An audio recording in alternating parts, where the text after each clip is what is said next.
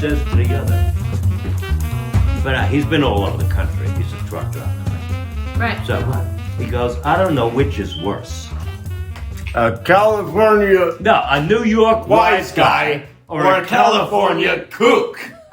I don't know which is worse. I gotta deal. I'm a small town guy from the South. I think you're a combination of both at this point, my darling. I just Jesus have to Christ say. almighty, baby. And now But we have little boy and little girl and dear sir. This is a whole new chapter. Oh yeah, we have little girl little boy. and dear sir. and my dear sir. Are you ready? What? We now present to you Go ahead. The Late Bloomer by Steve Whittemore. Take the first passage. Interior, farmhouse kitchen, night. Good. Two men in their mid-40s are occupying the room, a rather untidy one. Carl Schwab is a bear of a man who lives in Dickie's work clothes. Even in this relaxed setting, one could read signs of his sour disposition. Good. He leans away from a table littered with paper, including copies of the Hamptons Chronicle, while he addresses the other, Tom Cameron, standing at the opposite corner, who gives a strong impression of youthfulness and could pass for many things. He looks bright, but stopped short of having a sunny exterior. There were too many clouds hovering around him. He shoulders a medium-sized travel bag. A second bag of equal size is at his feet. He has just arrived on the scene and is being brought up to date. The farmer's is the first voice to be heard. There's been some changes around here since last season, Tommy. Good. Cameron cocks his head to listen, expecting to hear of some trifle or other. But next moment, there enters a young woman, Sonia, 22, tallish, upright, a country-looking girl with a freshness about her and a bloom that is simply miraculous.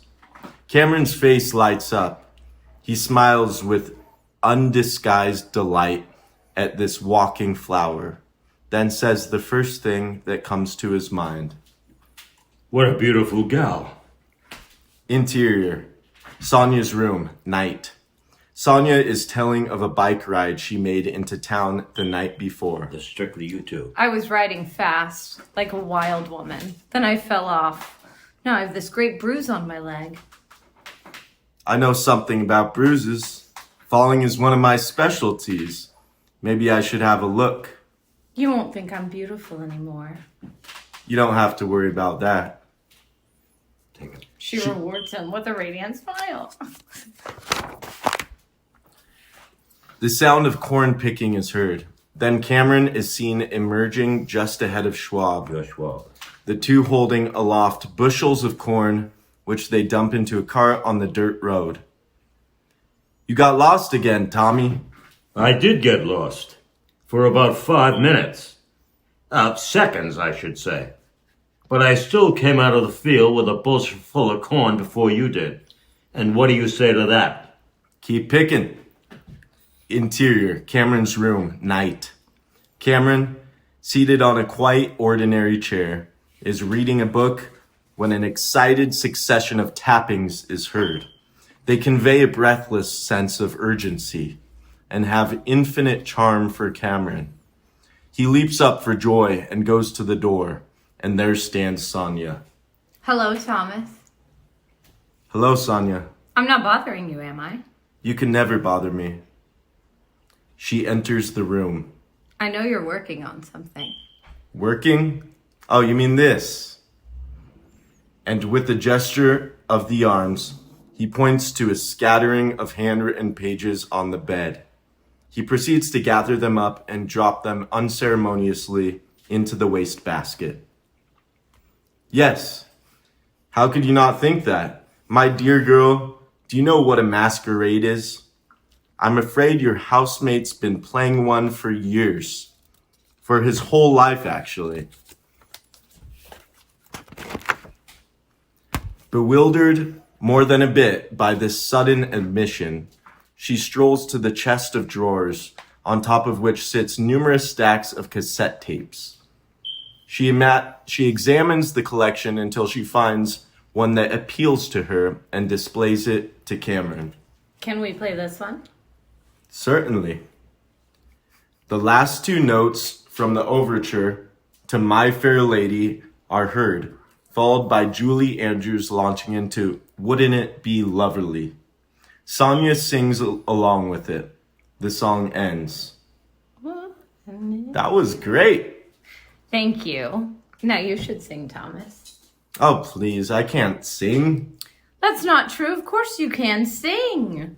Well, maybe I can sing, but it's too soon. Too soon? I don't understand. Well, it's like this. I'll sing, all right? But only when I've made it big. Only when I've set the world on fire. Sonia considers this answer and ends up by being disappointed. Same joke. Exterior, field of sunflowers, day. Since it'll be you both, I can start reading the interim. Schwab and Cameron are working the sunflower field. Schwab, with a machete, is cutting the mammoth flowers and handling them one by one to Cameron, who cradles them. How many is that, Tommy? Hold on. I lost count. She enters my head, and I lose my head. 19. Cameron is handed a few more, and then he hurries off to the cart, where he deposits the bunch in a water-filled bucket. Returning to the field, he begins to intone in a voice not devoid of histrionic tone. Oh, to be Cary Grant for a day. Or better yet, the Wizard of Wall Street. Or better yet, the winner of a Pulitzer Prize. Why? What would you do then? Something I'd never do now. Interior, Cameron's room, night. Cameron is seated, reading. An excited succession tappings is heard, irresistible to the man's soul. He rushes to the door and opens it to find Sonia. They trade smiles, and as she enters the room, closely surveys the clean, neat, and utterly monastic interior. You live like a monk, but you're not a monk, are you, Thomas? Cameron, unprepared to answer this simple query, manages only a weak and rather apologetic smile. Later, the two are seated in chairs, Sonia sewing and Cameron reading. They might be any couple at all who are settled in for the evening and happy to be so. Cameron glances over quite frequently at Sonia, marveling at this young woman, then turns aside invariably in the most melancholy fashion, brooding over the impossibility of it all. After a time, Sonia catches him in this attitude. What are you thinking about? Silly things. Not worth mentioning, dear girl. Sonia drops her head, for this was not the answer she wanted to hear. A declaration of love. Exterior, melon patch day. Schwab and Cameron are working the melon patch, the former picking and tossing, the latter catching and stacking. Heaps of melons are observed, stacked along the road like cannonballs. Cameron falls to catch the last melon tossed to him. It lies split open on the ground. Schwab is intensely irritated. Come on, wake up, will you? That's the second melon you dropped. Do you want to come down from the clouds and join us on the planet Earth? You remind me of something I read somewhere. Lovesick people make lousy workers. Interior, Cameron's room, night. Cameron leaps up from a chair to answer the same charming and irresistible summons he's been hearing every night. An excited succession of tappings on the door. On opening the door, he is in seventh heaven because it is her. Well, are you going to keep standing here, or are you going to invite me in? Cameron smiles broadly, quite amused. You don't need an invitation, beautiful. The two take chairs, and Sonia begins telling of herself. Big band music is heard over the radio. Thomas, before you came, I was going out every night and living in the wildest way. I think that it's bad manners to give too many defeats, but I am wild, with drinking and other things. Sometimes I think I'm too wild for my own good. Other times, I think you're not wild enough. There is a slight pause. Oh, Thomas, I just had a great idea. Maybe we can save each other. Save each other from what, dear girl? From ourselves. It's beautiful. Undeniably. Exterior, field of sunflowers, day. Sonia and Cameron are taking a You walk. two are doing a great job here. Thank you, Steve. Marvelous. The writing. How could we not? Starts with writing. And Every ends with movie and every performance. TV show starts with a script. That's the damn truth. All right. All right, Sonia and Cameron are taking a walk and have stopped by a field of sunflowers. These flowers are so pretty. Isn't it great that things bloom? Cameron, more enchanted by her than by the flowers, smiles in accord. These flowers are like you. You're blooming too. Or you're about to bloom. Soon you'll bloom into what you are, a beautiful woman. Another slight pause as they wander among the flowers. And what about you, Thomas? I don't know about me. Another pause. Doesn't everything bloom in every one? I don't think so. Why not, Thomas? Something gets in the way. That's awful. It is a sad thing. Interior, Cameron's room night. Sonia and Cameron are Beautiful. seated in chairs, listening to big band music. When a number comes on that invites one to dance, Sonia I'm is reliving moved. this. I didn't write. This is a creation. You're excellent. This is 28 years ago. Yeah. They didn't happen last night. All right. We feel it too, baby. We should dance, Thomas. Would you dance with me? Oh my God, I'll never get a better invitation than that. But I can't dance. It's still too soon. Too soon. There you go again. It's too soon to sing, and it's too soon to dance with you. Everything's too soon. All right, Thomas. Now I understand. But I think it's wrong, this attitude of yours. I think it's so wrong. That's good. Why don't you take over the Interior, motel room, day. It gets heavy here, but Cameron is lying on a carpeted floor next to a writing tablet on which he pens for a moment. It is clear that he's been reliving all that has been seen to this point. He gazes out reflectively and is the very image of a troubled soul.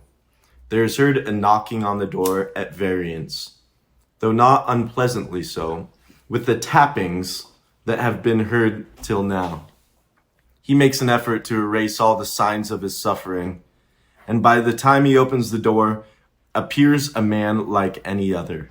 The man, a motel clerk, who is knocking, is dressed in loose-fitting clothes, speaks in a sing-song voice, and obviously hails from the land of Mahatma Gandhi. Hello, buddy. Are you staying another day? No, Sahib. I've got to move on. It was nice having you. It was my pleasure. Exterior, City Park, day. Cameron is lying on the grass next to a writing tablet. He pens a few lines, then gazes outward. He looks considerably more troubled than in the previous scene. He begins to write again. God. But who was I to fall in love with you? You're a beautiful young woman, and I'm a bum. Here, overtaken by sheer and utter despair, he turns aside momentarily, swallowed up by grief. He pulls himself together, writes a few more lines, gets to his feet, shoulders his bags, and moves off. By the way, here's my advice as an actor. Don't try to add emotion to it. The lines should bring forth your emotion if you have any. That's it. Appreciate that. Thank you. Now then, let us proceed. He looks like a man who's going to the gallows. That's Interior, not funny right there. post office, day. Cameron steps up to the counter and addresses the clerk. An envelope and a stamp, please. He inserts some pages into the envelope, addresses it, and drops it into the slot labeled out of town. Exterior shopping center, day. Cameron stands in the parking lot, his gaze fixed upon a sign in a supermarket that reads, now hiring. He appears ready to go forward to answer the call, but then, as if some paramount consideration prevails, shakes his head no and moves on. Exterior, city street, day. Cameron is standing outside a garage-like space in an abandoned building in a desolate part of town. His state of mind can be easily summed up. He is feeling suicidal despair. He goes into the garage, pulls a gun from a traveling bag, holds it to his head, and makes certain agonized utterances. I can't go on. Then decides against this course of action. He stuffs the gun into a bag, stuffs the bag into a dumpster, and moves on. He walks with purposeful strides like a man on a mission and begins to experience a powerful sense of liberation. Exterior, shopping center, day. Cameron is gazing out again at the now hiring sign. For a moment, he is hesitant. Then the most determined look comes over him. A smile crosses his features. A song comes into his heart. And with a smile and a song, he goes forward to get the job. Exterior, municipal building, night. This is where it goes upward. From here on out, it goes up. He's just conquered himself. We'll see. And I have some things to say to you, sir. You need to do some more reading. You need to do more reading. And also, as a Let me woman, worry about that subject. You're Right. great at writing men, but women are Are expressions. you proceeding, Gianni, or what? Whoop. She's getting cut off. Or were you in a Continue. burlesque show in a tattoo parlor? I wish. And atop this Let's bar? start stripping. Atop what? It's hot.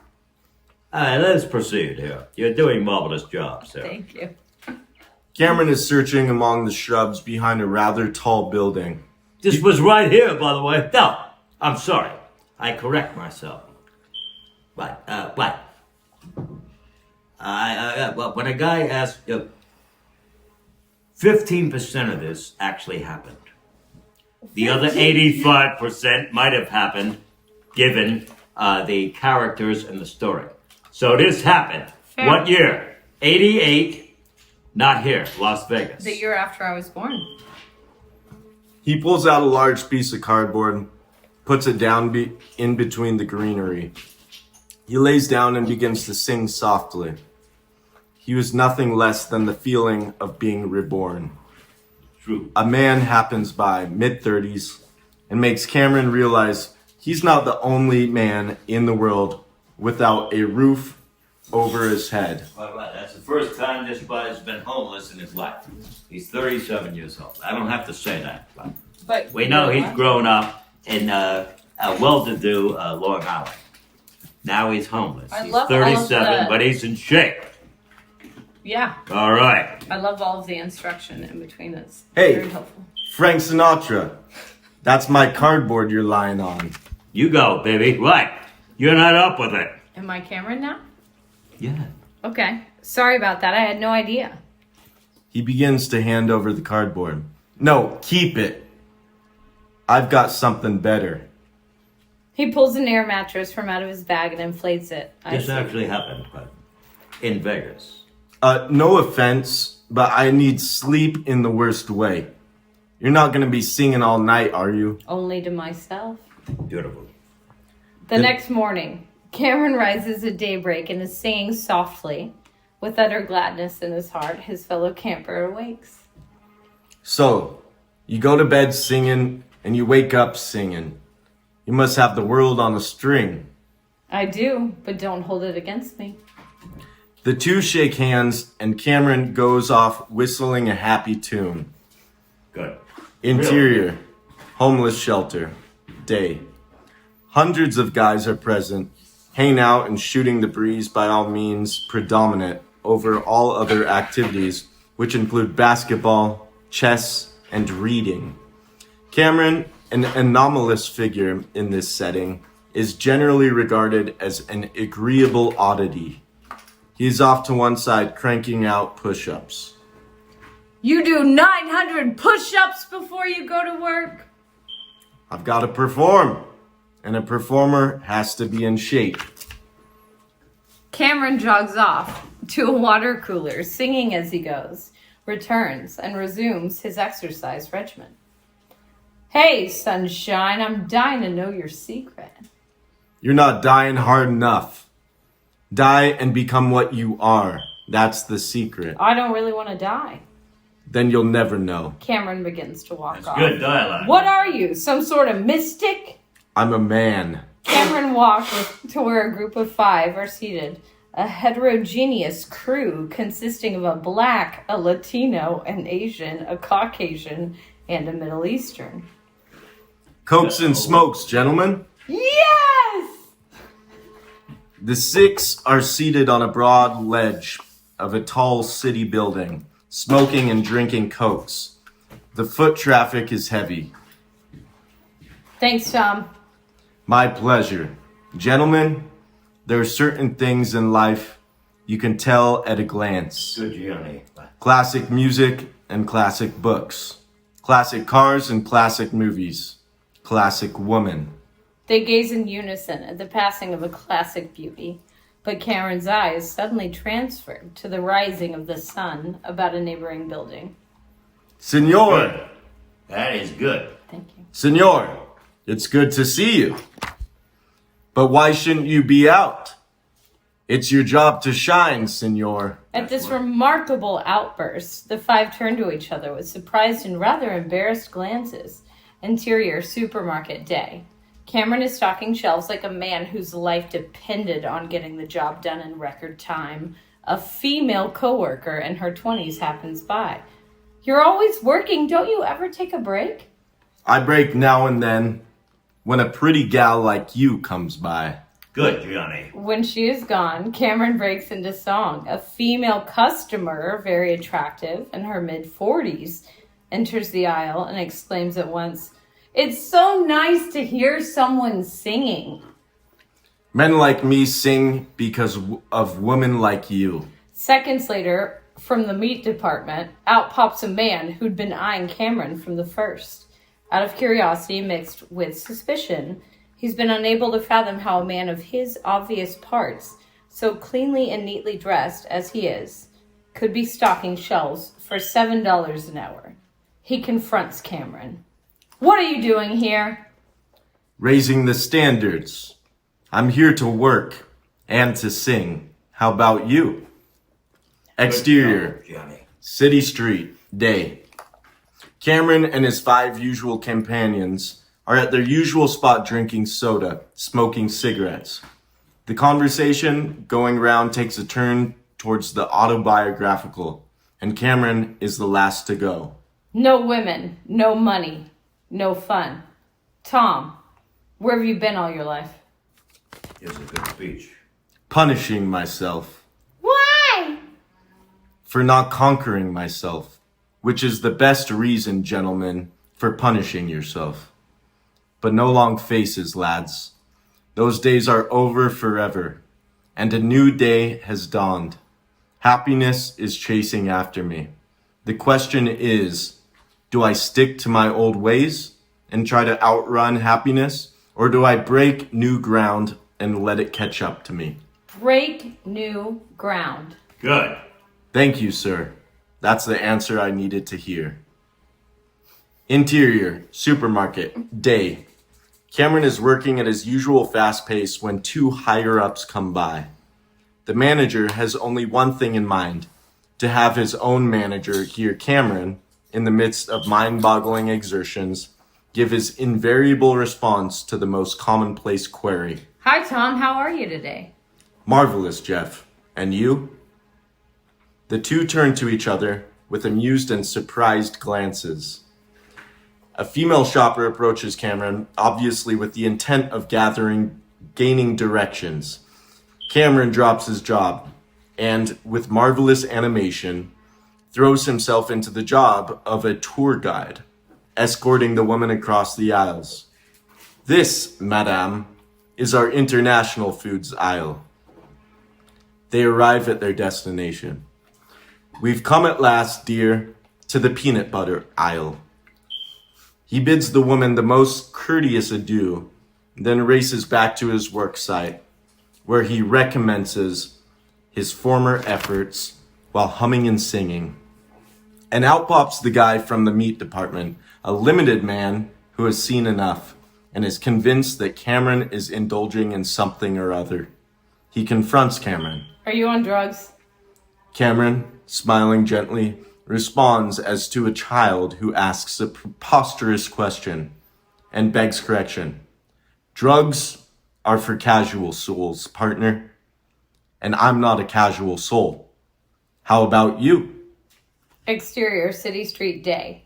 The half-dozen homeless men are at their usual spot.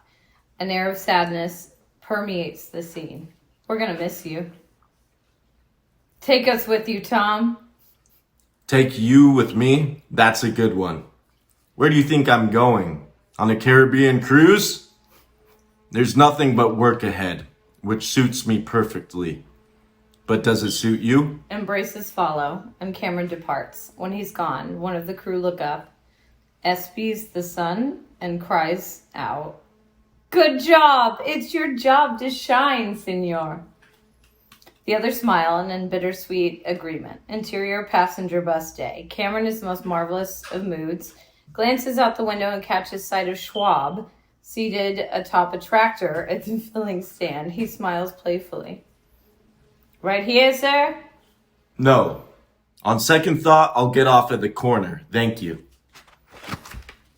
Cameron begins walking the length of the farm and immediately has the sensation being where he wants to be. He passes cornfields, a melon patch, rows of string beans, countless tomato plants, and breathtaking fields of mammoth sunflowers. And the great thing is that the ripeness is evident everywhere. And as he approaches within earshot of Schwab, he's taken hold of by a lighthearted histrionic impulse as he comes into Schwab's crew. My Lord in heaven, corn so tall, melons so ripe, and sunflowers so pretty. I must have stumbled into the promised land. Mister, any chance you got something on the side of paradise for a man just starving for work? Schwab, behind sunglasses, is unamused and entirely impassive. Next moment, though, his brow begins noticeably to lower, for he has the strongest sense of a most disturbing development, that Cameron is a changed man. At length, diverting his train of thought, he opens his mouth to speak. "So you got here?" It's harvest time, isn't it? The farmer manages the barest of affirmative nods. "You must have come from a long way. What'd you do, walk the whole distance?" I was tempted to. But the growing season doesn't last too long in the Hamptons. And I had to get here on time. So I took 2 bus rides, 2 train rides, and 2 long walks. Not to mention kayaks, toboggans, rollerblades, and hot air balloons. You know how it is. Touring is one thing. Traveling is another. "You look good, Tommy. You look better than I've ever seen you. So what have you been up to?" The usual. Wandering, pondering, and squandering. This is great writing. But that's not the whole story. A short time, I made a breakthrough. I don't mind telling you, a real breakthrough. Up till then, I was having a bad year. "Well, your lovesick days are behind you anyway." I don't see that as anything to celebrate. There's no shame in being lovesick, especially over a gal like her. "You've changed." I haven't changed. I've become the man I was meant to be. "Yeah, and what's that? A corn-picking man? A career migrant?" That's part of it. And a conqueror. That's another part. At this, something like an electric current begins to course through the farmer. He weathers the shock. "Well, I can't sit here talking all day. The birds are killing me. And I've got to spray some fields. Spray, spray, and they'll go away. As an old farmer once said, 6 o'clock tomorrow, Tommy." I'll be ready. Good. Cameron starts off in the direction, maybe stairs. You notice off I in must the direction- interrupt. Oh, Almost all screenplays evolve into a dialogue between 2 people. There's a star and a co-star. The author are ancillary actors. You tell me the difference in a great movie. no, you're. Gone with the Wind. I agree. It's Vivian Leigh. Who's she? Scarlett O'Hara. Absolutely. And who's he? Clark Gable. Well, that's his name in Could you real just- life. Yeah, but the By the character- way, we're going to tell a quick anecdote that's of fair. Clark Gable. We got to interrupt this with some light. Gable was married a lot of these people were married 5, 6, 7 times. Elizabeth Taylor. Yeah. So I call them sexual flames. They're not marriages. Yeah. But anyway, right. This buddy asked Clark Gable. He had a pretty good first marriage. A ridiculous second marriage. How do you know it's ridiculous? Because it lasted 7 weeks. That's how we know. Fair. Right. So, what? His buddy. They always have a buddy. It's not usually a show business person. He might be an accountant. What? Or a writer. What? But what? But it's his confidant. So the guy goes, Clark, what about this one? There's nothing wrong with what about this woman? You know what Gable said? I must have been drunk when I married her. That is the truth. Now, see, if your marriage lasted 7 weeks, that sounds more like a sexual fling. I or agree. either that or you're right. Betwixt. You're drunk out of your mind, buddy. All right. Possible for anyone. Cameron starts off in the direction of the farmhouse. Schwab soon calls after him. Wait, where was that? Oh, okay. Tommy, your old room is a mess. Take the one across the hall. Cameron gazes up at the room referred to, and a bittersweet expression comes over him. And with that, we conclude part 1 of The Late Bloomer by Steve Whittemore. Say goodbye to the people. Proper goodbye. Oh, right. Give it to us. Good afternoon, ladies and gentlemen. Good evening and good night. We hope to wake up tomorrow still breathing. We'll be ready to go. You can answer for yourself. Meow. You're not a 10-year-old anymore, are you? All right. I'm certainly not. Bye-bye.